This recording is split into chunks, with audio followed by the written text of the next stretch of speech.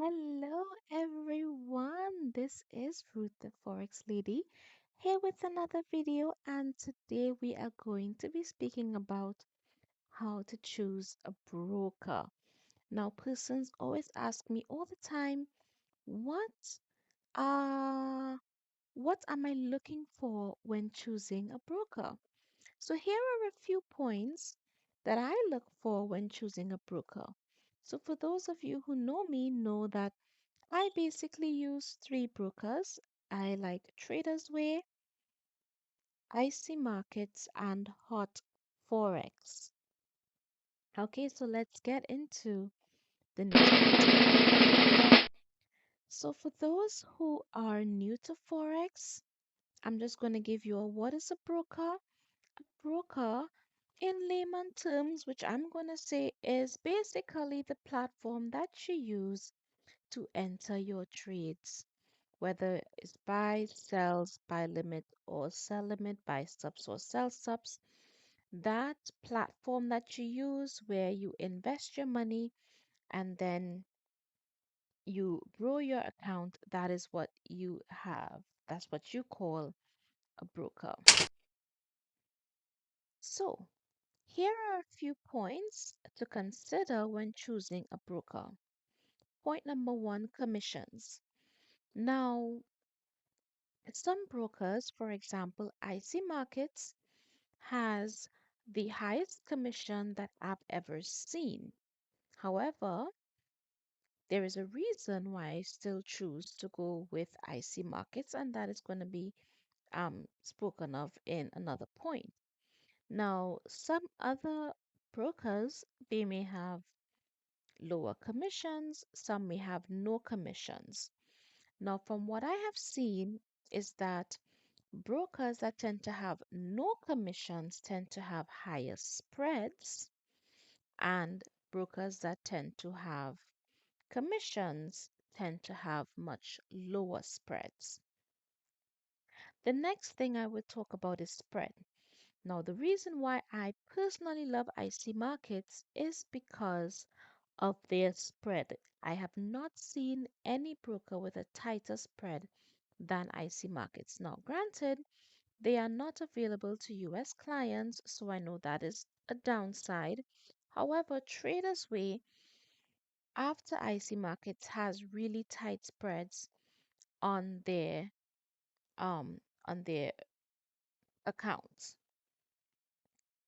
So spread is another thing.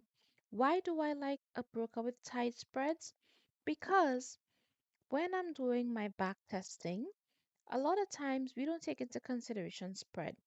With IC, because their spreads are so tight, I know that my entries are very close to current price.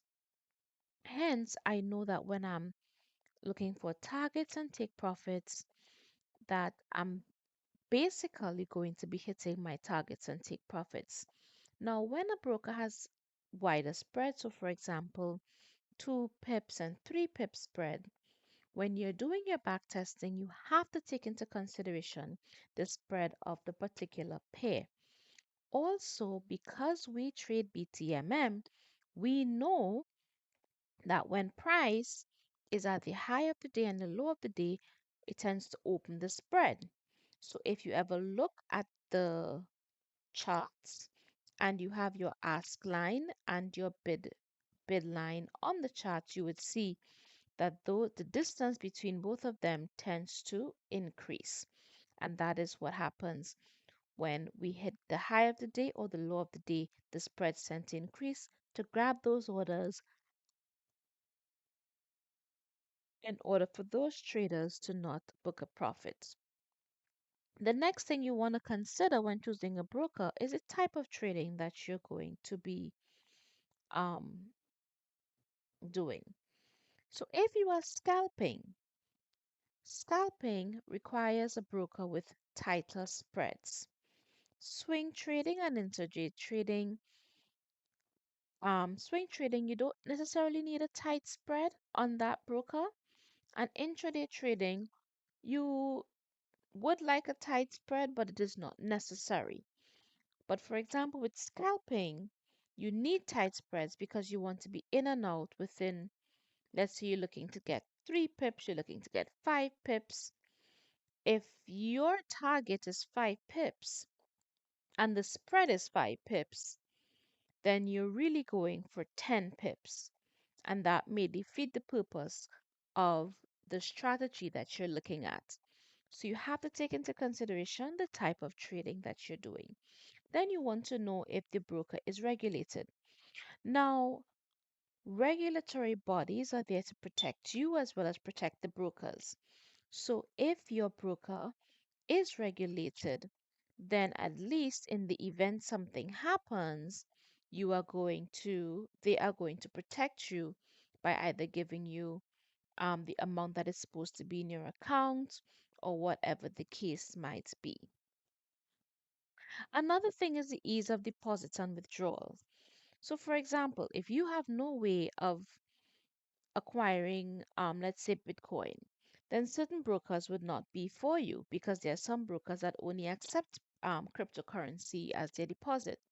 If you don't have a cryptocurrency wallet and you're not interested in cryptocurrencies, then those brokers are not going to be for you. Another thing you want to take into consideration is how are you going to be depositing and withdrawing the money. So I know some persons they may say, you know what, they have no problem with a broker. Um, like for example, my broker, I deposit and withdraw through Skrill or withdraw directly into my bank account. Some persons may not want that. They may want to withdraw through another means. So it all depends on the broker. You obviously want a broker that doesn't give you the runaround when it comes to deposits and withdrawals. So you want to have an ease of deposits and withdrawals based on what is accessible to you. Another point is minimum deposit and minimum withdrawal. If you know you don't have any much finances, no, I'm not saying that um, it's wise to trade with a small capital, but let's just say all you have is $50 to your account. And I'm talking from experience. I have grown a $7 account back in my day. $7 to 200 and something dollars. I've grown 200 and something to thousands. So if you don't have much capital, you want to be able to find a broker that doesn't require much capital. So I know there are certain brokers, they say you have a $10 minimum deposit. And then there are some brokers that have $1,000 minimum deposit or $5,000 minimum deposit. If you know that you're not in a position to invest those amounts, then you want a broker that has a minimum deposit that suits your need as well as withdrawal. Another thing you want to look at is rapid execution. Now, some of these brokers have a lag. Now, in addition to rapid execution, not only is it important, you also want to make sure that um, your internet connection is good. It is always recommended that you don't use a Wi-Fi connection, that you actually use the LAN cable directly into your laptop so that you can get as quick, as fast speeds as possible. However, some brokers, there's a little lag, it's a little slow. You want a broker with rapid execution because sometimes you are looking to enter the markets, and before you can even enter, price may have already gone 5, 6, 10 pips in your favor. And that's not what you want. So you want a broker that allows you to execute as quickly as possible. Another important thing is negative balance protection. Now, this is important for those who are now starting out.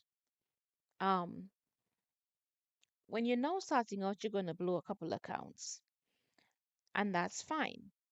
What you do not want to do is owe the broker. Now, I've had a situation where I blew an account many, many years ago, and I actually owe the broker so about it was like about 40 something dollars. That is something that you don't want. So you want a broker that has negative balance protection. I know Hot Forex has negative balance protection, meaning that if you're in a trade and let's just say you were unable to be margined out in time. Let's say there was a news release and it pushed the market against you so quickly that your account actually went into negative. Hot Forex would not allow you to owe them. So, as opposed to you seeing a negative balance in your account, you're actually going to see your account just at zero. That is important, especially like I said, for new traders, because the last thing you want is to be owing a broker. And the final point that you want to consider when choosing a broker is bonuses. So some brokers give you what is called a no deposit bonus. Some of them give you 100% bonus, 100% matching bonus of your deposits, all these different things. If you are taking a bonus, you have to be aware of the rules behind the bonus. So, for example, I know a broker that has a no deposit bonus, and so they would give you, I think, like $250 or so to trade with. And whatever profits you make from that, they're going to give that to you. But there are certain criteria that need to be met before they give it to you. So, for example, they may say you need to trade 2.5 lots times the balance or times the profit in order for you to be able to get the bonus, right? So you have to be aware when you have these bonuses, what is the criteria, especially when it comes to no deposit bonus, and sometimes when it comes to even matching your deposit bonus. Once again, sometimes they match your bonus, and because you say, well, okay, you have more capital in your account, you increase your lot size, and then if God forbid price goes against you, you don't want to find yourself in negative balance. So these are some of the points that I consider when choosing a broker. Like I said, my three go-to brokers are Traders Way. Now, granted, Traders Way does not have negative balance protection, IC Markets, and Hot Forex. So thank you guys so much, and I will see you all in the next video. Bye.